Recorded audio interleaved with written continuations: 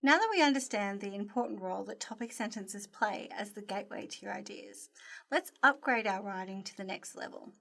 Hopefully you've noticed the difference between this opening hook and the opening hook for the basic topic sentence lesson. Which one do you think is more enticing? Which one encourages you to enter the town and stop and have a look around? Sophisticated topic sentences not only invite readers in, but also leave a lasting impression. Let's take a look at how to write topic sentences that not only make your ideas sound clear, but also entice your reader to stop and have a look around. My name is Bernadette Tedesco, and in this lesson we're going to be looking at upgrading your topic sentences in relation to We've Always Lived in the Castle by Shirley Jackson. In this lesson I'm going to be talking about how to upgrade your topic sentences with big ideas, how to upgrade the clarity and phrasing within your topic sentence, and how to upgrade the transition phrase that you use at the start of your topic sentence. I'll be looking at the same study design dot points as the previous lesson, and in particular focusing on how to construct analytical writing and how to focus on implicit ideas. So let's begin by looking at big ideas. You want to focus on ideas, not examples. It's important that your topic sentence focuses on big ideas rather than examples to add that level of sophistication. This allows your topic sentence to be broad enough to include multiple pieces of evidence from throughout the text and ensures your idea is strong enough to be more than just a one-off occurrence. So, what this means is you don't want to focus on a specific character. Instead of focusing on a specific character, you might want to think about the group or archetype that the character represents. For example, instead of saying the Blackwood sisters or Constance, you might be thinking about vulnerable women because she represents vulnerable women. Or instead of talking about Charles, you might think about patriarchal expectations. You also don't want to include in your topic sentence a specific event, one specific event, because that's evidence, that's not an idea. Instead of talking about a specific event, think about what makes that event relevant. For example, instead of saying when the mob destroy the house, you might talk about moments of hostility. Or instead of talking about when Constance makes preserves and puts them in the cellar, you might talk about domestic situations. So you move away from a specific event and think about what that event represents. Note that if you have an essay prompt that includes the name of a specific character or a specific event, then you can mention it in a topic sentence, but only in that circumstance. And it's very unlikely that you will have a prompt that addresses a specific character or event. If you're not sure about what I'm talking about when I mentioned an archetype is a very typical example of a certain type of person or thing. And the text that we're looking at does deal in archetypes. So it deals with rebellious young people, or it deals with housewives, or dominating men. These are all archetypal characters that Jackson includes in her text, and so it makes it much easier for us to replace characters with what they represent. This is a sample topic sentence. A positive consequence of isolation and confinement is that it allows the Blackwood sisters to be free from being controlled by their father or Charles. To complete the activity, identify the specific characters mentioned in the topic sentence above and rewrite it so that it becomes big idea focused. Okay, so how'd you go? Hopefully you were able to identify that the Blackwood sisters and their father and Charles were the characters that had been mentioned in the topic sentence. Thinking about the archetype that they were representing, I replaced the Blackwood sisters with single women, because in this situation we're talking about two adult women and they're unmarried, so there's no male presence to control them. I also changed their father and Charles to patriarchal expectations. So the patriarch, if you're not sure about what that means, they are men who are in charge of the family or the group. And so in this situation, both the father and Charles were trying to take on that role of the male in charge of the family. So the sentence now becomes, a positive consequence of isolation and confinement is that it allows single women to be free from being controlled by patriarchal expectations. Okay, so the next thing we want to focus on is upgrading our clarity and our phrasing. Remember that vocabulary matters. Your vocabulary needs to be varied so that your writing doesn't feel repetitive, especially the words that come from the essay prompt. Those words like isolation and confinement, they're words that you need to make sure you're using synonyms for. You want to use specific words to help your meaning become clearer. That doesn't necessarily mean that it has to be a really tricky word. It just needs to be more specific. Don't overload your sentences. What I mean by that is often we try to use really complex words and unnecessary adverbs that make a sentence more complicated than it needs to be.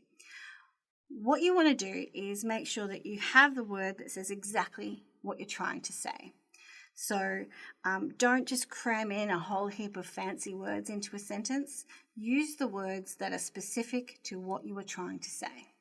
Okay, because if you use too many complex words, it becomes, the idea becomes too dense, becomes too packed in, and your idea itself becomes unclear because you're trying to wade through all these adverbs and complex words. When upgrading your clarity and phrasing and your vocabulary, a couple of areas where you can upgrade are synonyms for keywords in the essay topic and replacing really simple words with a more specific word. Notice that it doesn't say more complex word, it says specific word. Instead of saying bossy, you might say dominating. These are specific words for what you're trying to get across with your idea, but you haven't overloaded the sentence. You've just replaced a couple of things. In this activity, I want you to have a look at the sample topic sentence here, and I want you to rewrite the topic sentence. Begin by removing the specific characters. So instead of replacing them with the archetype, I just want you to take them out of the sentence. And I want you to use synonyms and more specific words for the bits that have been bolded. So I want you to use synonyms for isolation, confinement, and consequences. These words come directly from the prompt. And I also want you to see if you can find a more specific word for tool to punish. Okay, so tool is a pretty basic, simple word. Let's see if we can come up with a more specific word for it. Okay, so there are a variety of words that you might have chosen to replace the bolded words in our sample topic sentence with. This is an example answer that you might have come up with. The use of disconnection and seclusion as a punitive weapon has clear repercussions in the novel. So I've replaced isolation and confinement with disconnection and seclusion. I've replaced consequences with repercussions, and I've replaced tool to punish with punitive, so punish, weapon. Yep, so I've switched out these two words with a more sophisticated, more interesting phrase. Hopefully that shows the simple way that a topic sentence can be lifted just by changing a couple of vocabulary words. The next thing we're going to look at is upgrading our transition phrases. Transition phrases help your essay flow smoothly, so it doesn't just feel like three disconnected bits of information have been dumped in, but rather that you've thought through the essay prompt in a logical way and you've built upon each idea. Transition words make your writing sound connected. like one whole thing rather than a series of separate sentences. They signal how one idea relates to the next one. So it doesn't just connect them, it shows how they relate to each other. They also create a sense of flow that encourages readers to continue moving through the text. Below are some examples of useful transition phrases that you can use at the start of your topic sentence. So when you're writing your very first body paragraph, you might start with in regard to, from the outset, first and foremost, as seen from the opening lines or chapter, initially. These are all really good words for setting up a beginning to a discussion. If your next paragraph has a similar idea or an idea that is on the same side of the argument, you might use one of these ones. Furthermore, additionally, another, expanding further. However, if your third idea shows something different or contrasting, then you might use however, conversely, in contrast, or alternatively. It depends on how the idea relates to the one that came before it. If you've got a final body paragraph, you might, instead of using similar or contrasting, you might use one of these last body paragraph starters. It all depends. You might start with finally, or just as, so too. Ultimately, lastly, or by the end of the novel, it becomes clear. So this depends entirely on how you want to connect your last body paragraph to the one that comes before it. You might choose one of these, or you might choose one specific to it being last. That's up to you. To practice this, I want you to have a go at this activity about writing transition phrases. The topic sentences below are in the order that they will appear in the essay. So this one will be the first body paragraph, the second body paragraph, and then the last body paragraph. Have a look at the wording within them and think about how they connect to each other. Yeah? So how does the second body paragraph topic sentence relate to the first idea? How does the third one relate to the second idea? And use these to help you think about what the appropriate transition phrase would be. So you're going to rewrite each topic sentence, adding in the appropriate transition phrase at the beginning. Good luck. Okay, so how'd you go? This is an example of how I would have put transition phrases at the start. As seen from the opening chapter of the novel, the use of disconnection and seclusion as a punitive weapon has clear repercussions. So, as seen from the opening chapter of the novel. Note here that I moved the word novel from where it originally was, just so that it flowed a little bit better, and that's okay too. I haven't really changed the meaning of the idea, I've just changed the wording so that it sounded grammatically accurate. Second body paragraph, I've started with another. So I've used another because it's similar. It's a similar idea. It builds on the one before it. Another serious repercussion of disconnection and entrapment is the psychological impact that it had on the characters. So this is a second, further repercussion. Because I want to keep the word repercussion, another makes sense. And for the third one, I've started with finally. You might have chosen however, or one of those contrasting transition phrase starters, but I've used finally just because it's the third idea. This sentence already has some really complex words in it, like patriarchal expectations, so I didn't want to overload it. So finally makes sense in that it doesn't have too many connotations to it. It's a really simple word. Finally, a positive consequence of isolation and confinement is that it allows single women to be free from being controlled by patriarchal expectations.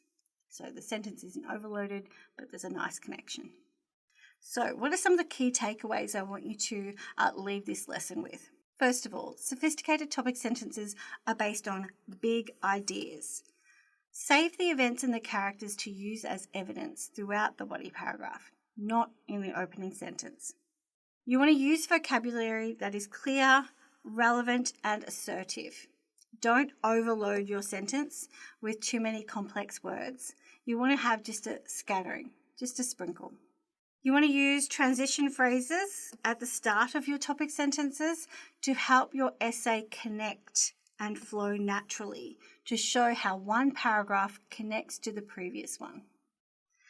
And an upgraded topic sentence makes a good first impression and entices your reader to continue on. It makes them want to stop and slow down and take a look at what you've got to say about the topic and about the text.